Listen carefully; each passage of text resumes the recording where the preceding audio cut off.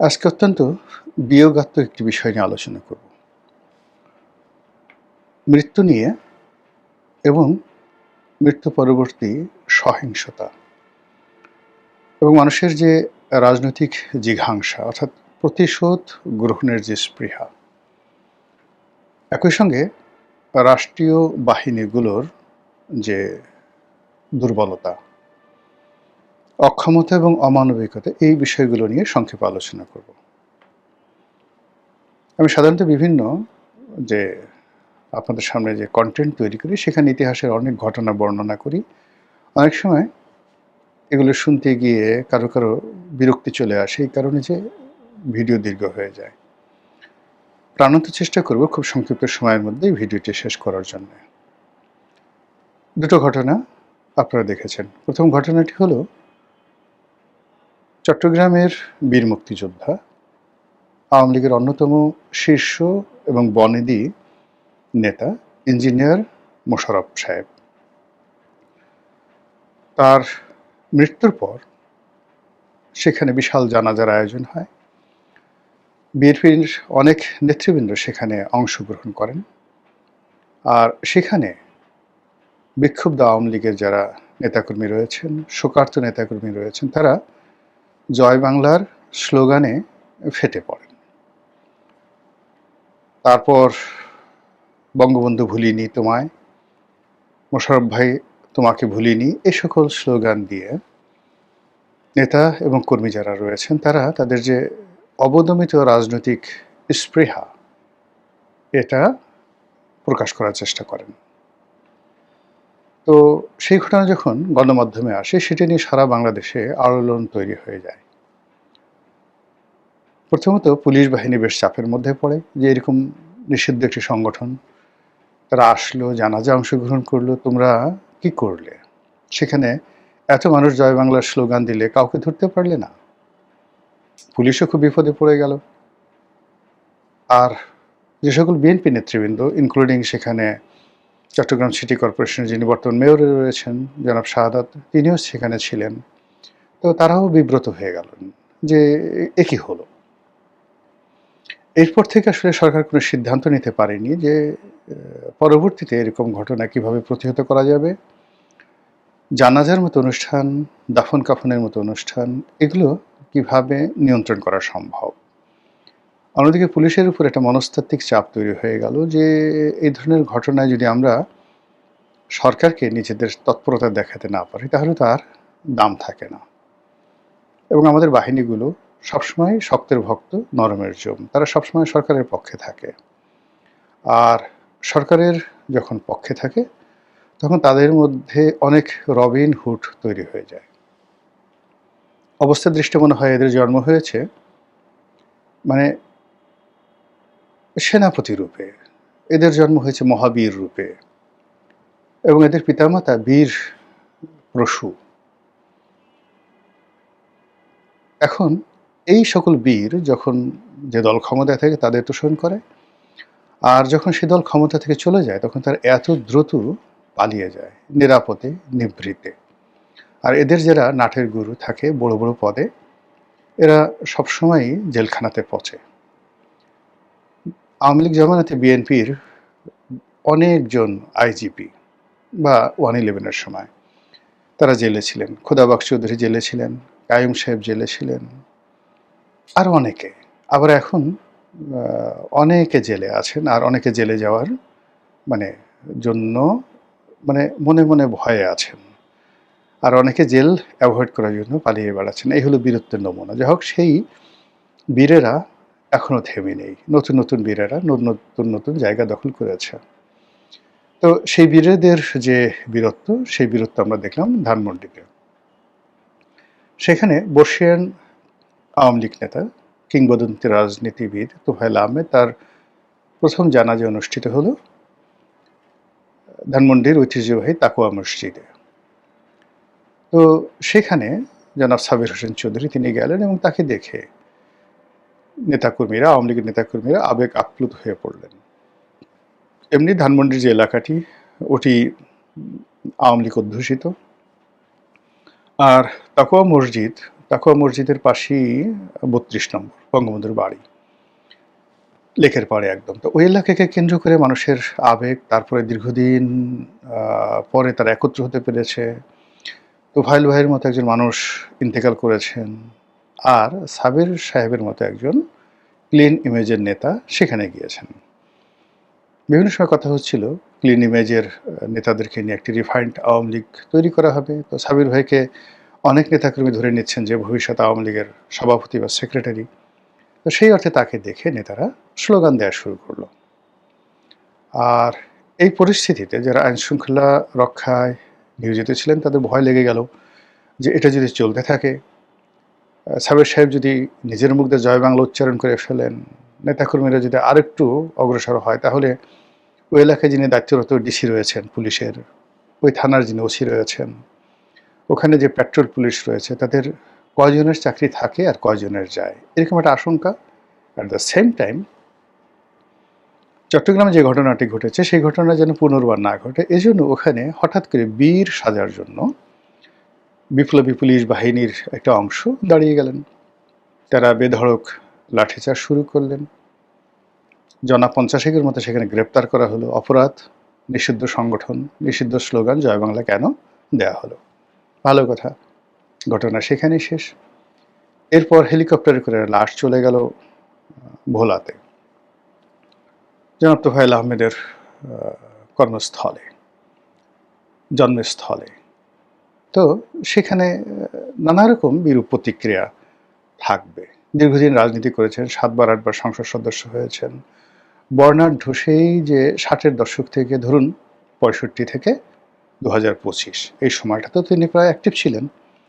এই সুদীর্ঘ প্রায় ৬০ বছরের রাজনীতি, ৬০ বছরের রাজনীতিতে যদি প্রতি বছর ১০ জন করে শত্রু হয়, ৬০০ শত্রু তো হয়ে যাবেই। বন্ধু যারা আছে তারা তো খুব অল্প জনই বন্ধুত্বের কথা স্মরণ করে, কিন্তু শত্রু সবসময়ই যাকে বলা হয় সচল থাকে। এরপর এত বড় নেতা, তাকে কেন্দ্র করে নানা রকম দালাল, ফড়িয়া, আত্মীয় স্বজন এদের অত্যাচার থেকে, ফলে ভোলাতে তোফায়েল বিরোধী একটা বিরাট শক্তি ছিল। আর সেই শক্তিকে দমন করার জন্য তোফায়েল সাহেবের হাতুড়ি বাহিনী ছিল, এটা স্বাভাবিক ব্যাপার। কিন্তু সব কিছুর ঊর্ধ্বে ভোলাকে কেন্দ্র করে, বরিশালকে কেন্দ্র করে, বাংলাদেশকে কেন্দ্র করে, মুক্তিযুদ্ধকে কেন্দ্র করে, রাজনীতিকে কেন্দ্র করে তোফায়েল আহমেদের যে অবদান, যে আবেগ, এটা এই বাংলা কিয়ামত পর্যন্ত স্মরণ করবে। তো সেই অর্থে তোফায়েল আহমেদের লাশ যখন ভোলাতে গেল, যারা তরুণ তুর্কি বিএনপি, তারা বলল যে না, এই লাশ দাফন করতে দেওয়া হবে না, এই লাশ এখানে আওয়ামী লীগের জায়গা হবে না, ইত্যাদি ইত্যাদি। পরে অবশ্য বিএনপির যারা সিনিয়র নেতৃবৃন্দ বা ঢাকা থেকে যারা আরও সিনিয়র নেতৃবৃন্দ, তাদের হস্তক্ষেপে পরিস্থিতি শান্ত হয় এবং অনেক সিনিয়র বিএনপি নেতা এই জানাজায় অংশগ্রহণ করেন। কিন্তু এরপরও মানুষের ক্ষোভ থামেনি। অনেকে বলছে যে আচ্ছা ঠিক আছে, জানাজা হয়েছে, তাতে কি হয়েছে, লাশ তো এখনো কবরে আছে। এই না, ইন্টারনেটে যে সকল কথাবার্তা হচ্ছে, এই সকল কথাবার্তা আসলে বলাটা শোভনীয় নয়। আমার বক্তব্য কয়েকটি জায়গাতে। প্রথম বক্তব্য হলো যে আমরা যারা রাজনীতি করি, আমরা সবসময় দুর্বলের উপরে, অসহায়ের উপরে আঘাত করে আনন্দ পাই। আর আমাদের যখন সুসময় থাকে, আমাদের সুসময়ের সময় আমরা ভুলে যাই যে কোনো একটা সময় আমাদের দুঃসময় ছিল। বিএনপি এখন বা জামাত এখন মনেই করে না যে একটা সময় তারা মজলুম ছিল। আর আওয়ামী লীগ এখন ভাবতেই পারে না যে কোনো একটা সময় তারা দেশ চালিয়েছে টানা ১৭ বছর, তার আগে ৩.৫ বছর, তার আগে ৫ বছর, এরকম। তারা কল্পনাই করতে পারে না। তারা মনে করে তাদের জন্মই হয়েছে পালিয়ে থাকার জন্য, এবং তাদের জন্ম হয়েছে নিজেদেরকে গোপন রাখার জন্য। আদারওয়াইজ একটি শোক সন্তপ্ত পরিবেশ। একজন মৃত মানুষের উপরে হাজার হাজার জীবিত মানুষ ভর করে স্লোগান দিচ্ছে, এর চাইতে কাপুরুষতা আর হতে পারে না। যদি সাহস থেকে, শক্তি থাকে, ৩২ নম্বরে যান, বঙ্গবন্ধু এভিনিউতে যান, প্রেস ক্লাবের সামনে আসেন।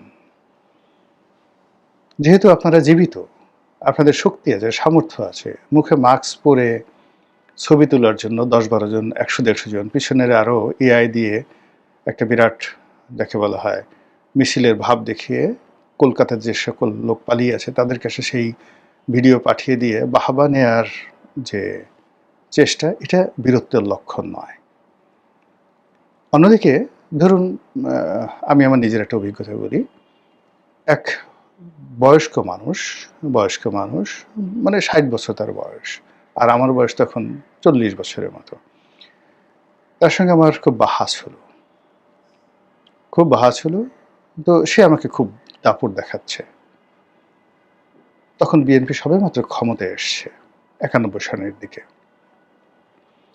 বা ২০০১-এ, যে কোনো একটা সময়। তো আমার মনে নেই ওখানে, যেহেতু বয়স বললাম ৪০। তো এনিওয়ে, তো সেই ভদ্রলোক ব্যারিস্টার আব্দুস সালাম তালুকদারের নিকটাত্মীয়। আব্দুস সালাম তালুকদার সাহেব তখন মারা গেছেন। তো তিনি তাকে বললেন যে, তুমি জানো আমি তোমাকে কি করতে পারি? তা আমি বললাম যে, তুমি আমার ঘোড়ার ডিম করতে পারো, কিছুই করতে পারবে না। কেন কেন কেন? প্লেনে বসে, সে ড্রাঙ্কার অবস্থায় ছিল। তা আমি বললাম যে, যে জীবিত মানুষ মৃত মানুষের বাহাদুরি করে, যে জীবিত মানুষ তার বীরত্ব দেখানোর জন্য মৃত মানুষের ইতিহাস বহন করতে হয়, সে অন্য একটা জীবিত মানুষের একটা পশম স্পর্শ করতে পারে না। তো ভদ্রলোক জ্ঞানী, লেখাপড়া জানা মানুষ, তিনি প্লেনে বসে আমার সাথে রাগারাগি করার জন্য যথেষ্ট মদ খেয়েছিলেন, কিন্তু আমার এই কথা শুনে একেবারে নির্বাক হয়ে গেলেন। এখানে ঠিক একই কথা। ইঞ্জিনিয়ার মোশাররফ সাহেব মারা গেছেন, তোফায়েল সাহেব মারা গেছেন, তাদের লাশকে সামনে নিয়ে, লাশকে ওসিলা করে আমার ক্ষোভ জানাতে হবে, বিক্ষোভ জানাতে হবে, এটা বীরত্বের লক্ষণ নয়। এই কাজ আওয়ামী লীগের যারা লোকজন করেছেন, ভুল করেছেন, আগামীতেও এই কাজ যদি করেন আরও ভুল করবেন। তাদের জন্য দোয়া করুন, তাদের জন্য কান্নাকাটি করুন, কোরআনখানি করুন, পরিবেশটিকে শোকসন্তপ্ত রাখুন। এটা হলো প্রথম পরামর্শ।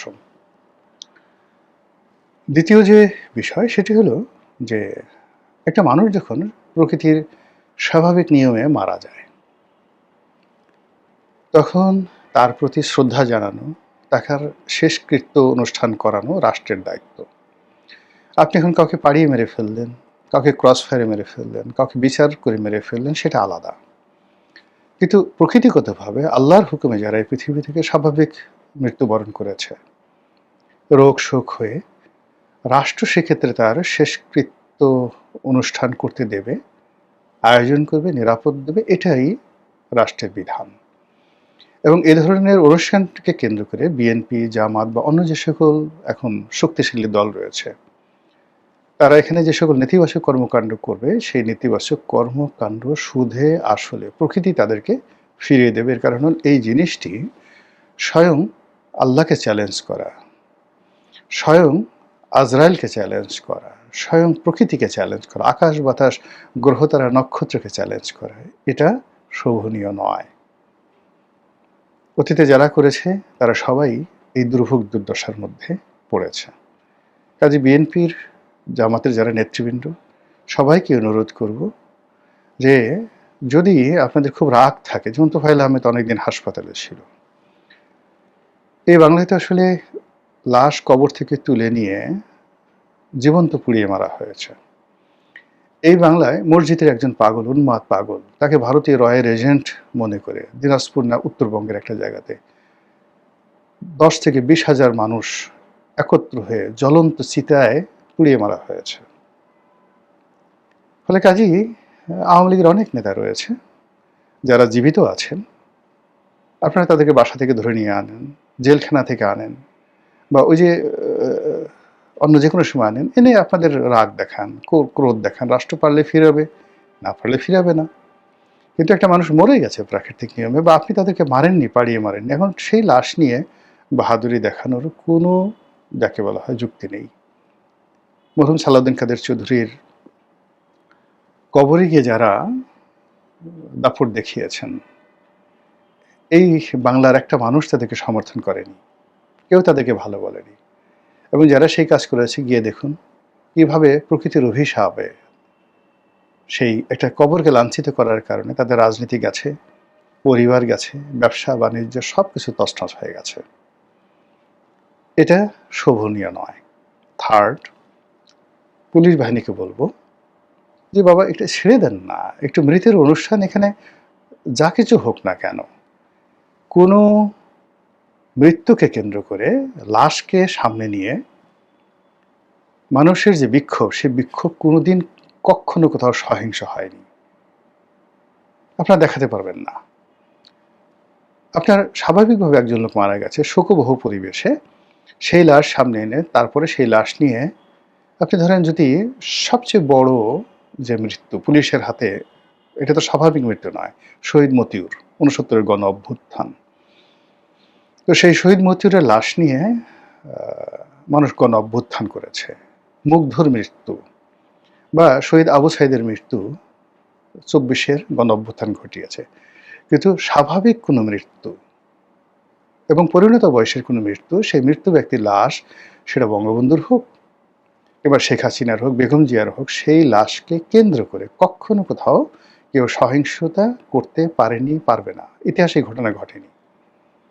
কাজে এখানে পুলিশের বাহাদুরি দেখানোর কোনো কারণ নেই, রিজন নেই, আতঙ্কিত হওয়ার রিজন নেই, হীনমন্য হওয়ার কোনো রিজন নেই। এবং পুলিশ, ধানমন্ডি থানার পুলিশ যদি তারা নাকে তেল দিয়ে ঘুমাতেন, ওখানে হয়তো আর ২-৩ হাজার লোক বেশি হতো, স্লোগান হয়তো আর ১০-১৫ মিনিট চলতেন, সাবির হোসেন চৌধুরীকে ঘিরে মানুষ আর একটু আবেগ প্রকাশ করত, ওই পর্যন্ত, এর বেশি কোনো কিছু হতো না। কিন্তু এই যে সরকার একটা উদার রাজনৈতিক পরিবেশ তৈরি করতে চাচ্ছে, তো সেখানে কবরস্থান, মৃত লাশ, শোকের পরিবেশ, জানাজা, সেখানে পুলিশের যে বাহাদুরি, এটা পুলিশ বাহিনীর ঐতিহ্য ফিরিয়ে আনবেন। আপনি মোহাম্মদপুরে গিয়ে একটা ছিনতাই বন্ধ করতে পারছেন না।